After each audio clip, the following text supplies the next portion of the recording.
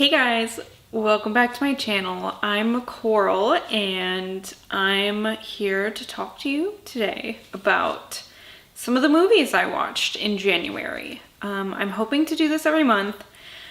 Aside from books, movies are probably like my second favorite type of entertainment. I also play a lot of video games, so it's kind of hard sometimes to delegate my time between those three hobbies, but I do it somehow. So my movies in January.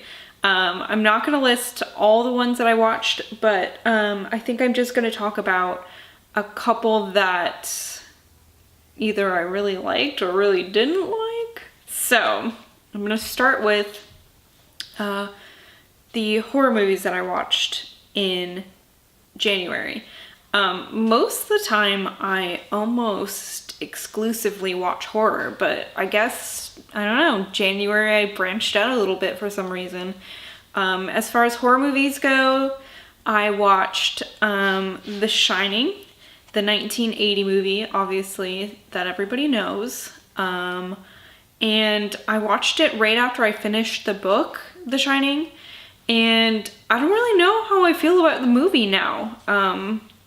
It was a lot different than the book, and I can see why Stephen King didn't like the adaptation because, I don't know, it just really wasn't the same. As far as the movie itself, that was a very well filmed piece of work, but as far as the book goes, the movie just didn't stand up to it, I don't feel like. I know a lot of people love the movie, I think it lost some of its sparkle to me after reading the book. The next horror film I want to talk about is Revenge. That came out in 2017, and as the title tells us, it's a revenge film. It is about a young lady, and she goes to this kind of remote location with her boyfriend who is married and not to her, and he's supposed to meet with some work friends after she leaves, but the work friends show up early and one comes on to her and she doesn't want his attention. And things kind of go haywire from there. And I really, really liked this movie. This is one that I'll definitely rewatch eventually. It had a lot of really good body horror, a lot of scenes that like made my toes curl and made me want to throw up.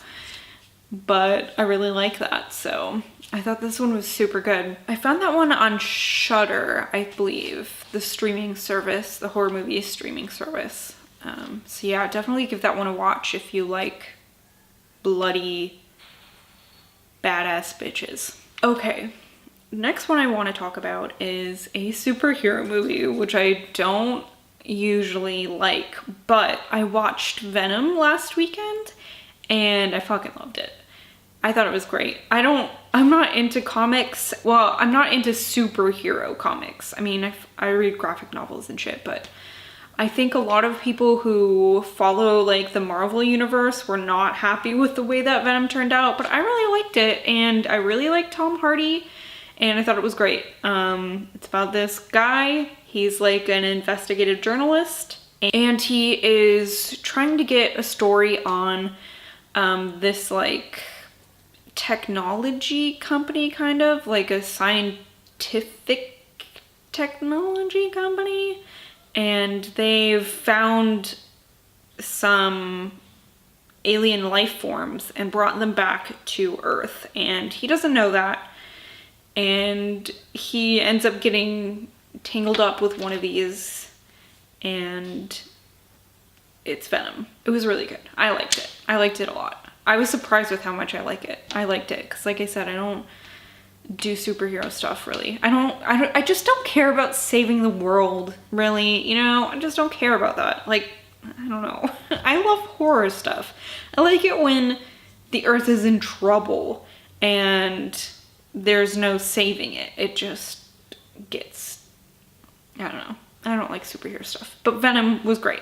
Okay, another thing I watched, well, it's actually two documentaries about the same thing that I watched this last weekend because I was sick and I stayed in bed for like 3 days.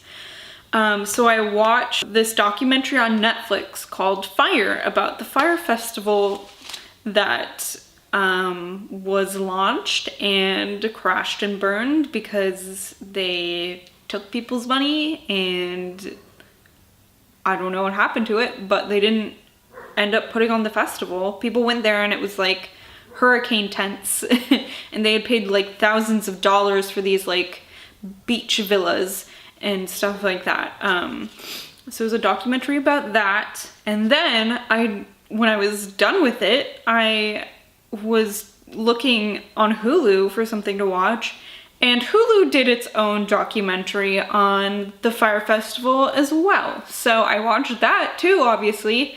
And there was a little bit of shade, I think, between the two documentaries because the team that did the Netflix one was one of the publicity teams, I believe, for the Fire Festival.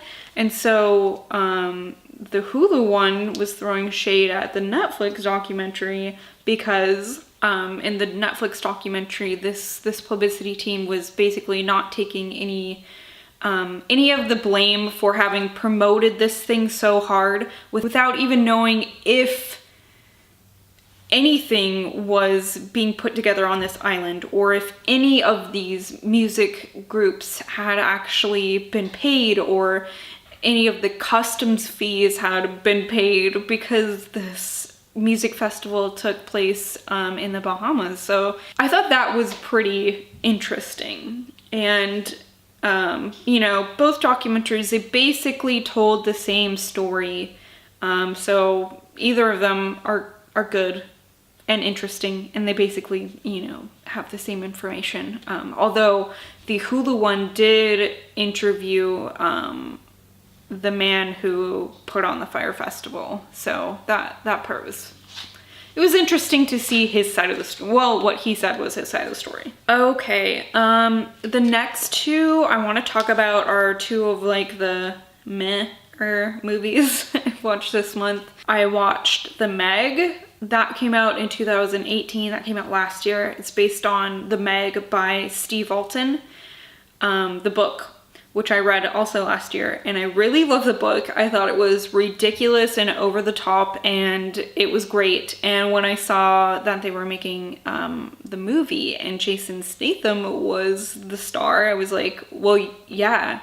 I mean, if you read the book, you're picturing basically Jason Statham as the main character. It was so ridiculous. So I watched that and it was just okay. It wasn't bad, but it was your typical action movie, which I don't usually watch. I don't usually like those. It was ridiculous. It had Rainn Wilson in it though. That part was good. I love him. But it wasn't very true to the book. So if that bothers you and you've read the book, maybe steer clear of it because it's not good enough to be like better than the book. But it was okay. My kid liked it. She liked sharks. She liked that. Okay. The last movie I'd like to talk about was the big old disappointing fart fest. That is Close or Close. I don't know. It's C-L-O-S-E. I don't know if that's supposed to be close or close, like close the door. But that is a new thriller that Netflix just put out. All I saw was the woman who played Lisbeth Salamander in the Girl with the Dragon Tattoo movies, and I was like, I like her. She was also in one of the newer Aliens. I can't remember if it was Covenant or Prometheus. I think it was Prometheus, huh? But I like her. I think she does great in action roles. So I watched it, and it's probably one of the worst movies I've seen in a long time because it's like all this build up to this thing that you think is gonna happen. She's basically security detail for a billionaire's daughter. So she's trying to protect this girl from people who want her dead or want to hold her ransom in exchange for money or something. I don't know. You don't really know. So she's protecting this girl and she's protecting her, and you think like the people who are after her is like someone, and then in the end they find that person, they get in contact with the person that you think it is, and then that person's like, nah, it ain't me. And then that's just like the end of the movie. And it was an hour and a half, and it's not often that I say a movie should have been longer, but I think this one should have been longer because it was just so done when it was done. It was just abrupt, and I don't know. It was weird and disappointing. So disappointing. Those are some of the movies I watched in January. I think in February, I'm going to try to rewatch some of my favorite J-horror and Korean horror movies. Maybe try to find some that I haven't watched, because that's probably my favorite horror movie subgenre. I really just love saying the word subgenre. Yeah, foreign horror is the best. Asian foreign horror is great.